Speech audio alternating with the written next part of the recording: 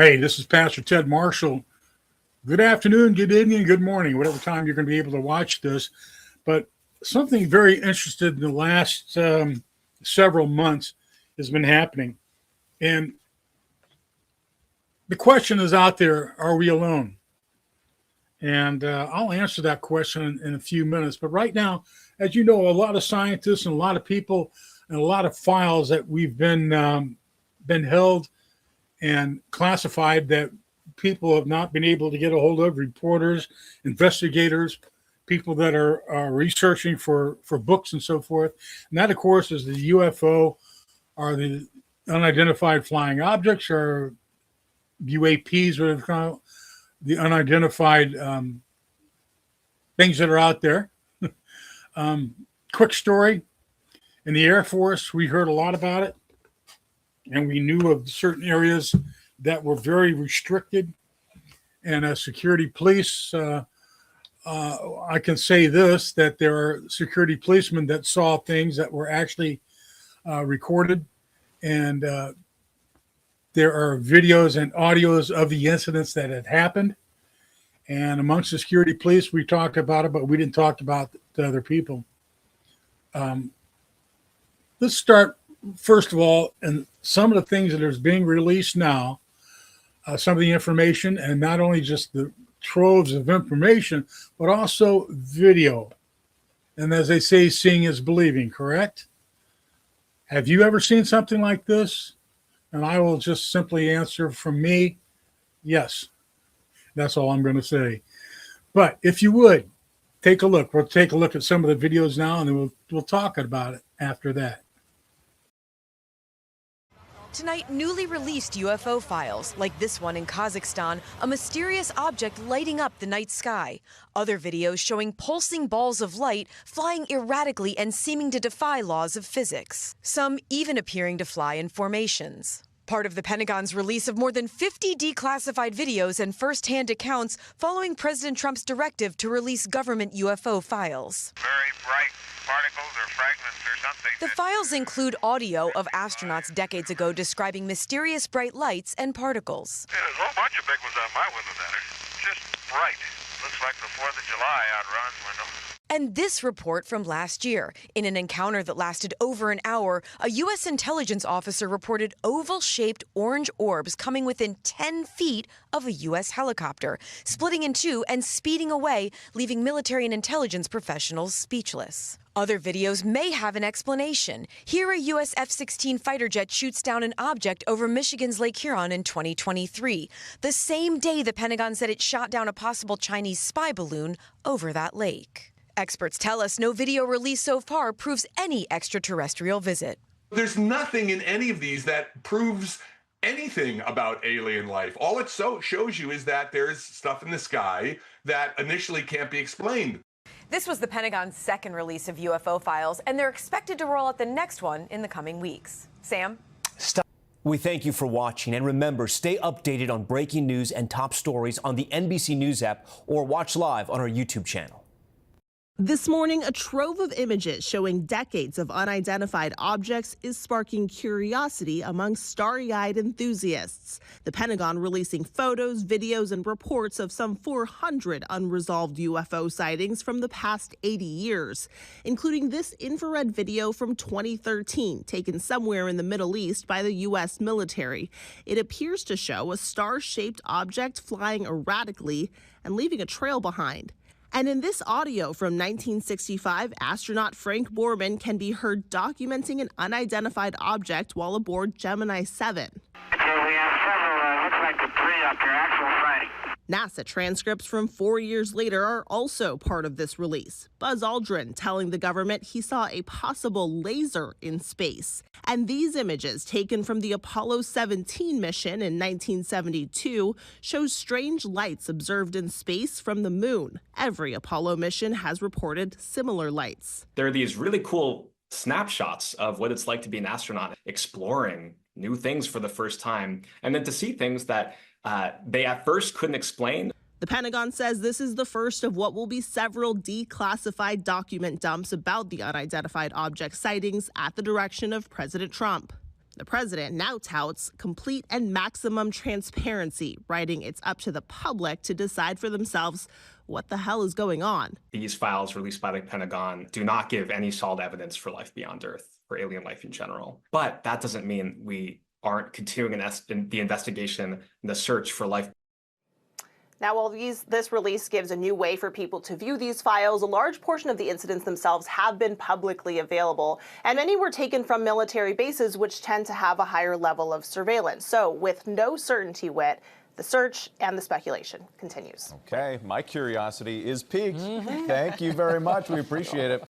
Tonight, new never-before-seen video off the coast of Yemen showing a U.S. MQ-9 Reaper drone tracking a glowing orb as it flies over the water. Now watch closely as a different U.S. drone drops a Hellfire missile on that fast-moving orb. The missile appearing to bounce off the object, doing very little damage. The orb then zipping away unfazed. The video from October 2024 shown during a congressional hearing today on unexplained anomalous phenomena. That's the official name for UFOs. Do you solemnly swear? Several service members giving their own eyewitness accounts and reacting to that new video. Does this video scare you guys? Yes or no? Yes. Wiggins? Yes. Yes. And there are big questions right now. Why was that missile fired? Did that object pose any risk? Or is there any other explanation out there? Gio Benitez, ABC News, New York.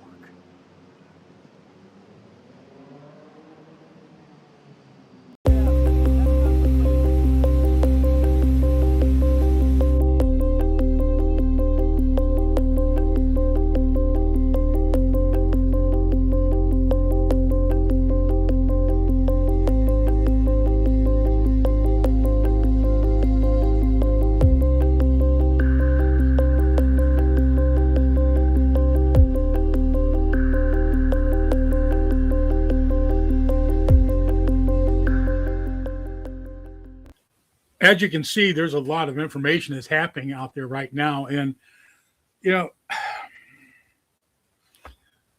as I said earlier, this subject is something that's been very, very wildly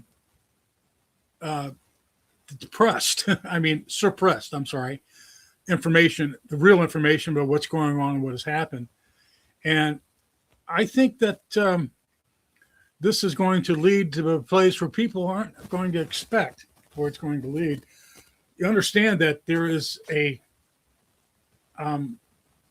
there's something out there. Yes, there is. I believe there is. And I also believe that there's something far beyond our little planet, our solar system, and our galaxy. I believe there's something way beyond that, and we'll talk about that shortly. But just want to review some things here. Now, in 2026, the federal government's been doing something, as you see, it has not done, and they have not trusted people, common people such as us now, with this information. They declassified the unidentified anomalous phenomena, better known as UFOs, that we know, unidentified flying objects. This is the right instinct, I believe, transparency. It's important that we understand that what we're seeing here is something that we need to really open our eyes and take a look at. See, what's the control about? Something that's very interesting that people don't understand, that there's organizations that want to have guidelines for who should know this information and who shouldn't. And that if something is to happen in front of thousands and thousands of people that see it, or hundreds of people, or 10 people, or 5 people, that information should be suppressed as quickly as it can, are not just suppressed, but debunked. This is not working for them. See, what they're looking for is the outcome of controlling the information is being taken away, or wants to be taken away, by another power. And that's not just government power. That is such organizations like the United Nations want to control that. Why? Well, controlling the truth controls people, doesn't it? Well, the United Nations, accompanied by freshly proposed International Post-Detection Committee of scientists, legal experts, and assorted specialists, whose stated mission is to help the world navigate the implications of discovering we are not alone. That's a mouthful of stuff to say, isn't it? To manage the information. Yeah, that goes without saying. Every civilization questions the past decade, wherever a virus or climate model, and now the prospect of cosmic neighbors arrives, bundled with the same prescription. A global body, a panel of experts, and the polite instructions for the public to wait quietly while its betters decide what might be said. The files get released to the people. The decision gets released to the committee. So they'll share the information, but they're not going to share what response we should have or what we should do.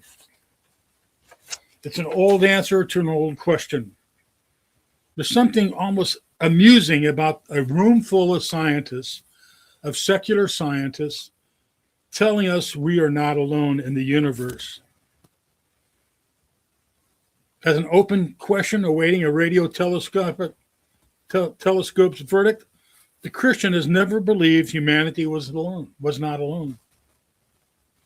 Scriptures describe a creation teeming with beings we do not see, governed by God who's fashioned the stars and named them, and placed man's not as a cosmic accident, but as a deliberate object of the Maker's intention.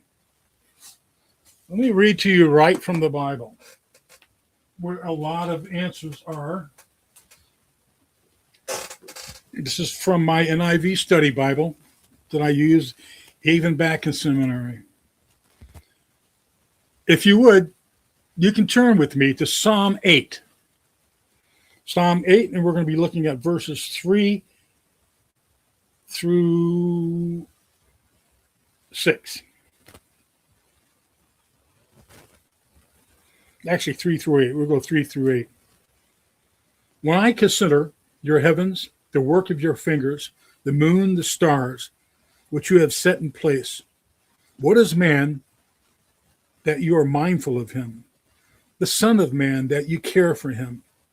You made him a little lower than the heavenly beings and crowned him with the glory and honor. You made him ruler over the works of your hands. You put everything under his feet, all flocks and herds and the beasts of the fields and the birds of the air and the fish in the sea, all that swim the path of the sea. Lord of lords, how majestic is your name on earth.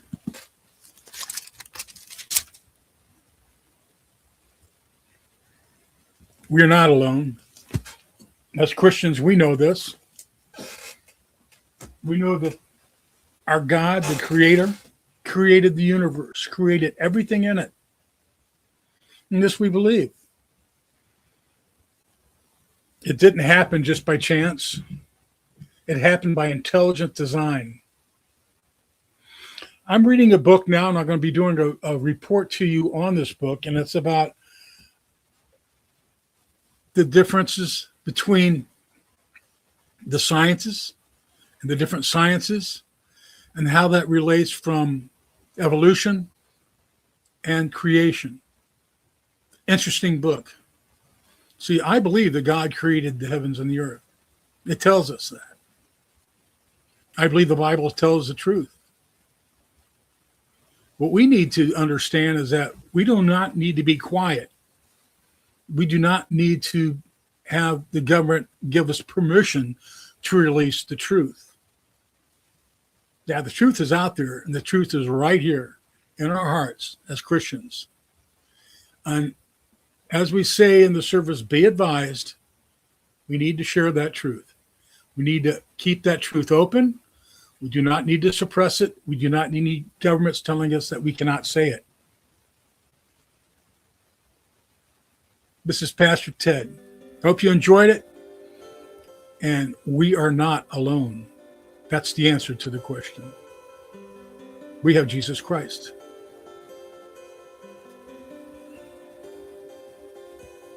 Thanks, Drew.